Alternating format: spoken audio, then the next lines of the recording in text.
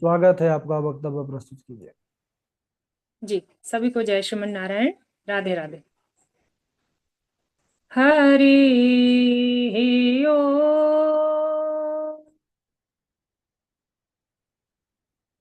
अस्मत् गुरुभ्यो नमः। अस्मत् परम गुरुभ्यो नमः। अस्मत् सर्वगुरुभ्यो नमः। श्री राधा कृष्णाभ्यां नमः। श्रीमते रामानुजाय नमः। लंबोदरं परमसुन्दरैकदन्तम् रक्ताम्बरं त्रिनयनं परमं पवित्रम् उद्यद्दिवाकरनिभोज्ज्वलकान्तिकान्तम् विघ्नेश्वरं सकलविघ्नहरं नमामि। शरीरं स्वरूपं ततो वा कलत्रं यशश्चारुचित्रं धनं मेरुतुल्यम् मनश्चैन लग्नं श्रीगुरुरग्रिपद्मे ततः किं ततः किं ततः किं ततः किम् नारायणं नमस्कृत्य नरं चैव नरोत्तमं देवीं सरस्वतीं व्यासं ततो जयमुदीरये। जयतु देवो देवकी नन्दनोऽयं जयतु कृष्णो वृष्णिवंशप्रदीपः जयतु मेघश्यामलः कोमलाङ्गम् जयतु पृथ्वीभारनाशो मुकुन्दः कृष्ण त्वदीयपदपङ्कजपञ्जरान्तम् अद्यैव मे विशतु मानसराजहंसः प्राणप्रयाणसमये कपवातपीथैः कण्ठावरोधनविदा स्मरणं कुतस्ते वरापीडं नटवरवपुः कर्णयो कर्णिकारम् बिभ्रदवासः कनककपिशं वैजयन्तीं च मालाम् रन्ध्राणवेणोधरसुदया पूरयन् गोपवृन्दैः वृन्दारण्यस्वपदरमणं प्राविशद गीतकीर्तिः करारविन्देन पदारविन्दम् मुखारविन्दे विनिवेशयन्तम् वटस्य पत्रस्य पुटे शयानम् बालं मुकुन्दं मनसा स्मरामि। रामाय रामभद्राय रामचन्द्राय वेदसे रघुनाथाय नाथाय सीताय पतये नमः। अञ्जनानन्दनं वीरं जानकी शोकनाशनं कपीशमक्षहन्तारं वन्दे लङ्काभयङ्करम् मूकं करोति वाचालं पङ्गुं लङ्घयते गिरिं यत्कृपातमहं वन्दे परमानन्दमाधवम्। भक्त भगवंत गुरु चतुर नाम बपुए इनके पद वंदन किए नासत विघ्ने। जय जय श्री राधा रमण जय जय नवल किशोर जय गोपी चित चोर प्रभु जय जय माखन चोर जय जय माखन चोर। बोलिए भक्तवत्सल भगवान की जय, बाल कृष्ण भगवान की जय, भागवत महापुराण की जय। अनंत कोटि ब्रह्मांड नायक, अचिंत कल्याण गुणगण निधान, सर्वेश्वर सर्वाधिपति, अकारण करुणा वर्णालय, अकारण करुणाकारक, सकल जन्य कल्य शापहारक, परात्पर परब्रह्म, अनंत कोटि कंदर्प दर्प दलन पटियान, निर्गुण निराकार सगुण साकार, जगदैक बंधु करुणैक सिंधु, सच्चिदानंद घन परमात्मा श्री कृष्ण एवं उनकी आह्लादिनी शक्ति प्राण प्रिया वृषभानुनंदनी श्री राधा जी के चरण युगल चरणार बिंदों में दासी का बारंबार प्रणाम। समुपस्थित भगवत भक्त, भागवत कथा अनुरागी सज्जनों, भक्तिमय मातृ शक्ति भगिनी बांधवों, सिया राम मैं सब जग जानी, करहूँ प्रणाम जोरी जुग पानी। बोलिए भक्तवत्सल भगवान की जय। सज्जनों, हम सब बहुत ही सौभाग्यशाली हैं जो कि आज हमें भगवान की यह सुंदर पावन अमृत कथा सीखने को मिल रही है, श्रवण करने को मिल रही है। भगवान की जब विशेष कृपा होती है तब जाकर ही यह अवसर प्राप्त होता है। कृपा तो सब पर करते हैं भगवान, लेकिन जिन पर विशेष कृपा होती है उन्हें ही श्रीमद् भागवत महापुराण कथा सीखने का, सुनने का अवसर प्राप्त होता है।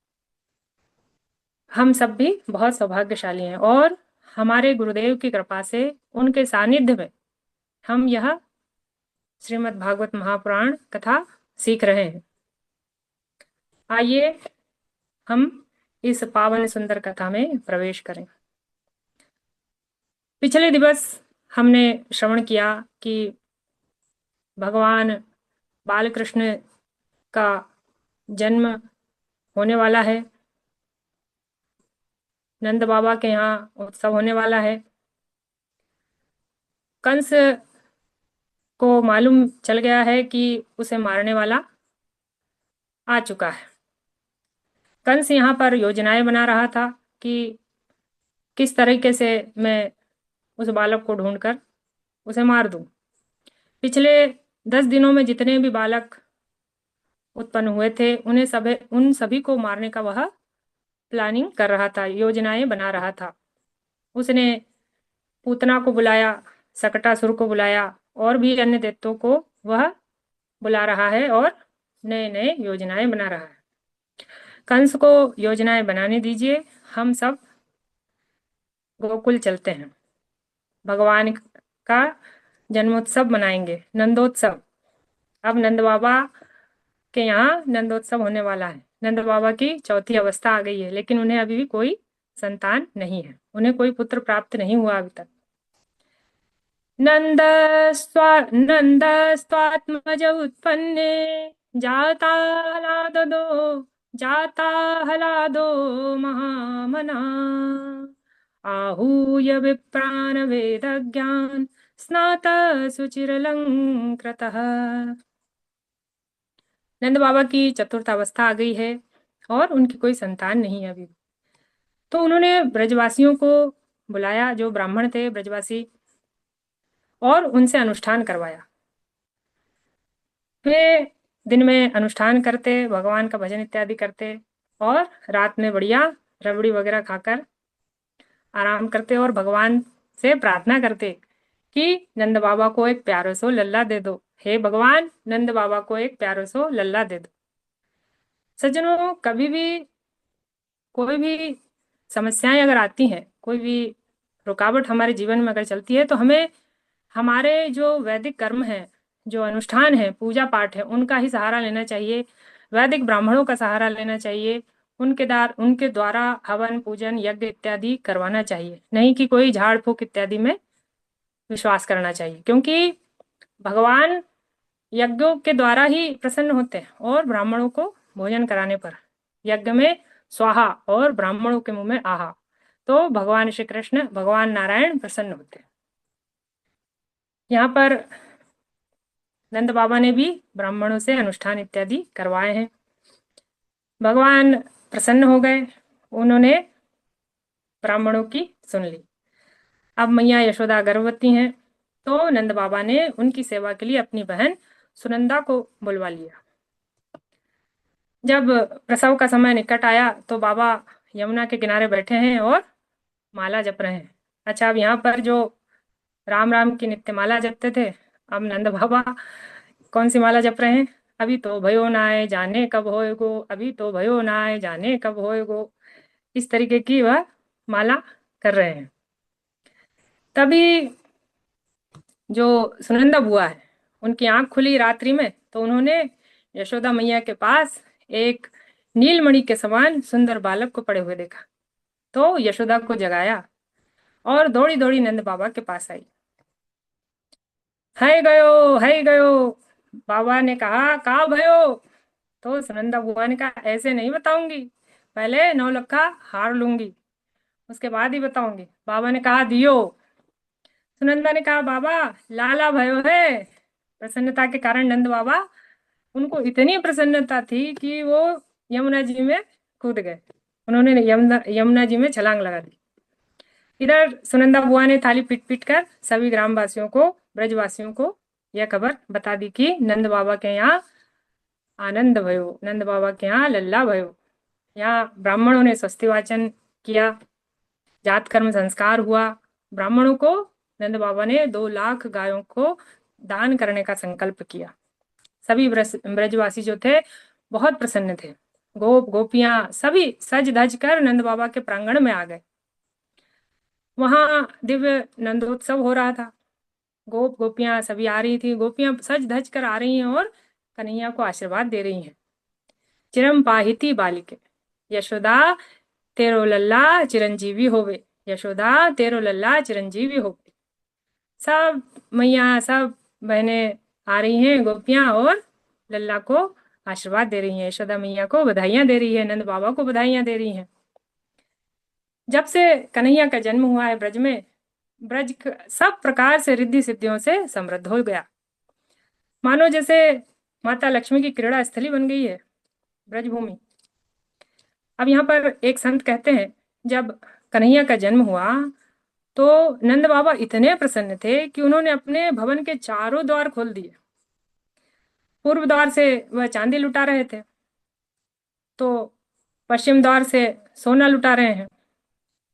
अब यहाँ पर जिन्हें चांदी मिल रही है, तो जो पश्चिम द्वार वाले हैं वो बोल रहे हैं कि अरे तुम ये यहाँ चांदी क्या ले रहे हो, पश्चिम द्वार पे जाओ, वहां पर तुम्हें सोना मिलेगा।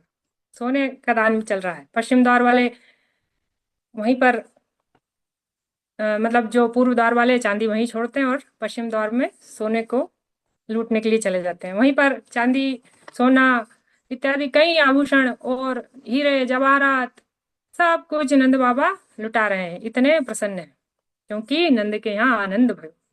भगवान जहाँ पर आएंगे तो वहां तो ये सब चीजें तो स्वाभाविक है कि कुछ भी मायने नहीं रखती हैं, सोना चांदी, क्योंकि भगवान खुद पधारे हैं। नंद बाबा के यहाँ आनंद आए हैं, प्रभु का अवतार हो चुका है। अब यहाँ पर सभी जो जिसे मिला उसने वह रखा नहीं, सब दान कर दिया। सब इतने प्रसन्न हैं कि जिसकी कोई सीमा नहीं है। इतना धन लुटाया कि संपूर्ण ब्रज वसुंधरा दिव्य आभूषणों से ढक गई। इस प्रकार नंदोत्सव हो रहा था। अब यहाँ पर नंदोत्सव चल रहा है, सभी गाने गाने बजा रहे हैं, नृत्य कर रहे हैं और सुंदर सुंदर स्तुतियां गा रहे हैं। आनंद उमंग भयो, जय हो नंद लाल की, नंद घर आनंद भयो, जय कन्हैया लाल की। ब्रज में आनंद भयो, जय यशोदा लाल की। हाथी घोड़ा पाल की, जय कन्हैया लाल की। हाथी घोड़ा पाल की, जय कन्हैया लाल की। आनंद उमंग भयो, जय हो नंद लाल की। आनंद उमंग भयो, जय हो नंद लाल की। जय हो नंद लाल की जय, यशोदा लाल की जय हो, नंद लाल की जय, यशोदा लाल की। गोकुल में आनंद भयो जय, कन्हैया लाल की आनंद उमंग भयो जय हो, नंद लाल की जय, कन्हैया लाल की जय हो, नंद लाल की। हाथी घोड़ा पाल की जय, कन्हैया लाल की। कोटि ब्रह्मांड के अधिपति लाल की, कोटि ब्रह्मांड के अधिपति लाल की। हाथी घोड़ा पाल की जय, कन्हैया लाल की जय, कन्हैया लाल की जय, कन्हैया लाल की। यहाँ पर बहुत सुंदर नंदोत्सव हो रहा है। भगवान श्री कृष्ण आनंद ही आनंद बरसा रहे हैं। अब कुछ दिनों के पश्चात नंद बाबा गोकुल की रक्षा का भार अन्य लोगों को सौंपकर स्वयं कंस का वार्षिक कर था वह चुकाने के लिए मथुरा चले आए। जब उन्होंने कंस का वार्षिक कर दे दिया और वसुदेव जी को जब पता चला कि नंद बाबा आए हैं, तो वे नंद बाबा से मिलने के लिए आए। जैसे ही वसुदेव जी ने नंद बाबा को देखा, उन्होंने एक दूसरे की कुशल क्षेम पूछी। देखिए मित्रता कितनी अच्छी है यहाँ पर। उन्हें दोनों को उनका दुख मालूम है, लेकिन बोल नहीं रहे हैं एक दूसरे को। दोनों ने एक दूसरे की कुशलता पूछी है और वसुदेव जी से कहा कि भैया नंद बाबा, वसुदेव जी ने नंद बाबा से कहा कि भैया आजकल जो मथुरा, अब तुम्हें ज्यादा मथुरा में नहीं ठहरना चाहिए। तुमने जो कंस का कर चुका दिया है, अब तुम्हें वापस गोकुल लौट जाना चाहिए, क्योंकि आजकल वहां पर बहुत अनेकों उत्पात हो रहे हैं। नंद बाबा ने जैसे ही सुना, अपना छकड़ा जोता और गोकुल की ओर रवाना हो गए। मार्ग में विचार करते जा रहे हैं कि वसुदेव जी ने ऐसा क्यों कहा, और उनकी बात तो झूठी भी नहीं हो सकती। बड़े चिंतित हो गए और भगवान से प्रार्थना करने लगे, ध्यान करने लगे। कंसेन प्रहिता घोरा पूतना बालघातिनी, शिशोश्च चार निघ्नन्ति पुरग्राम ब्रजादिषु। यहाँ कंस की भेजी हुई पूतना का जो राक्षसी थी, पूतना नाम की, वह छोटे छोटे बालकों को मारती हुई गांव में घूम रही थी। आकाश मार्ग से गोकुल में उसने उत्सव होते देखा, जहां पर सभी नाच गा रहे थे, बड़े प्रसन्न नजर आ रहे थे। सब महिलाएं सुंदर सुंदर वस्त्र धारण किए हुए नाच गा रही थी। तो उसने देखा कि यहाँ पर ही नंदोत्सव चल रहा है, यहीं वह कृष्ण होगा जिसे मुझे मारना है। तो वह उस राक्षसी ने, पूतना ने माया से बड़ा सुंदर और दिव्य रूप धारण कर लिया। इतनी सुंदर बन गई वो कि जैसे कोई अप्सरा हो, कोई मतलब देवी हो कहीं की। अब ब्रजवासी तो भोले भाले हैं, उन्होंने देखा कि इतनी सुंदर महिला, इतनी सुंदर स्त्री, कौन है ये? जरूर कोई देवी होगी, साक्षात कहीं लक्ष्मी तो नहीं, कन्हैया के दर्शन करने आई हो। किसी ने भी उन्हें रोका नहीं, किसी ने भी उसे राक्षसी को रोका नहीं। पूतना धीरे धीरे अब कन्हैया की ओर बढ़ रही हैं और देखती है कि किस तरीके से मौका देखकर उसे उठाने की कोशिश कर रही है। और यहाँ पर भगवान श्री कृष्ण ने अपने नेत्र बंद कर लिए, क्योंकि वो देख रहे हैं कि पूतना मेरे पास आ रही है।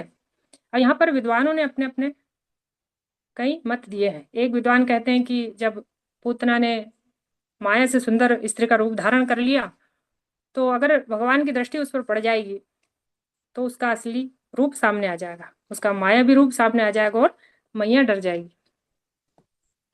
अथवा कन्हैया ने सोचा कि मेरी प्राप्ति तो किसी साधन के बिना नहीं हो सकती, तो उन्होंने देखने के लिए आंखें बंद कर ली कि इसने पूर्व जन्म में ऐसे क्या कर्म किए हैं जिससे मेरी इसे प्राप्ति हो रही है, मेरे पास आ रही है। यहाँ पर दूसरे तीसरे विद्वान बताते हैं कि कन्हैया ने सोचा कि गोकुल में तो मैं माखन मिश्री खाने आया था, अब यहाँ पर छठवें दिन ही विष पान करना पड़ रहा है। तो भगवान शिव का ध्यान करने लगे वे कि बाबा अब आप आइए और जो विष है वो आप पी लीजिए और बाकी का बचा कुचा दूध मैं पी लूंगा। जो पूतना थी वो अपने स्तनों पर विष लगा कर आई थी। नन्हे बालकों को मारना उसका काम था, उनका खून पीना उसका काम था, क्योंकि राक्षसी थी वो, कंस के द्वारा भेजी गई थी। भगवान को मारने के लिए।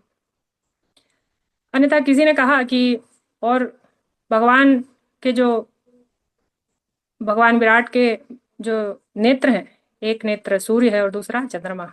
तो सूर्य और चंद्रमा ने कहा, प्रभु हम अपने द्वारा तो इसे प्रवेश नहीं करने देंगे, आपको इसे जो गति देना हो दे दीजिए। उन्होंने अपने नेत्र बंद कर लिए। कन्हैया ने सोचा कि अगर यह बाहर से माता का रूप धारण करके आई है, परंतु इसके हृदय में तो क्रूरता भरी है, ऐसी स्त्री का मुख नहीं देखना चाहिए। अब पूतना ने इधर जैसे ही भगवान मतलब कान्हा कान्हा को गोद में उठाया और एकांत में विष से सना हुआ स्तन कन्हैया के मुंह में लगा दिया, उसे स्तनपान कराने लगी। कन्हैया ने धीरे धीरे उसके प्राणों को खींचना शुरू कर दिया। तब वह घबराई और चिल्लाती हुई वहां से भागी। उसका जो असली रूप था वह सामने आ गया। भयंकर विराट राक्षसी प्रकट हो गई। उसका असली रूप सामने आ गया। वो कहने लगी, सा मुंच मुंचालमिति प्रभाषिणी निष्पीड्यमानाखिल जीवमर्मणि विव्रत्य नेत्रे चरणो भुजो मुहुः प्रस्विन्न गात्रा शिपतिरुरोधः। सज्जनों, बाल संहिता में ऐसा उपाख्यान आता है कि जब बालकों को पूतना नाम का ग्रह लग जाता है, मतलब नजर लग जाती है, दृष्टि लग जाती है, तो बालकम मुंच मुंच पूतने ऐसा कर कर उसे झाड़ा दिया जाता है। इस मंत्र से झाड़ा लगाया जाता है। परंतु आज पूतना को एक बालक लग गया। अब वह इसलिए वह कह रही है मुंच मुंच, मतलब छोड़ो कन्हैया, मुझे छोड़ो, छोड़ दो। कन्हैया ने कहा, मौसी जिसे हम एक बार पकड़ लेते हैं फिर उसे कभी नहीं छोड़ते। पीड़ा के कारण पूतना का शरीर फटने लगा। वह धड़ाम से पृथ्वी पर गिर गई। उसके नेत्र बाहर निकल आए। उसका प्राणांत हो गया। बोलिए बाल कृष्ण भगवान की जय। सज्जनों, आज यहीं तक, क्योंकि समय हो चुका है। इसके आगे का हम अगले दिवस श्रवण करेंगे। सभी को जय श्रीमन नारायण, राधे राधे।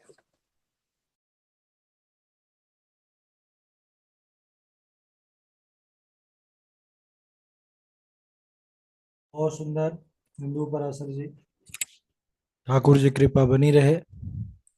बहुत अच्छा, आपने अच्छा वक्तव्य किया है, भावपूर्ण वक्तव्य रहा। जी गुरु जी, हाँ, धन्यवाद। ठाकुर जी कृपा बनी रहे। सभी प्रसन्न है। जी मैं और अच्छा प्रयास करूंगी, भजन वगैरह और ऐड करूंगी अगली वक्त। हाँ।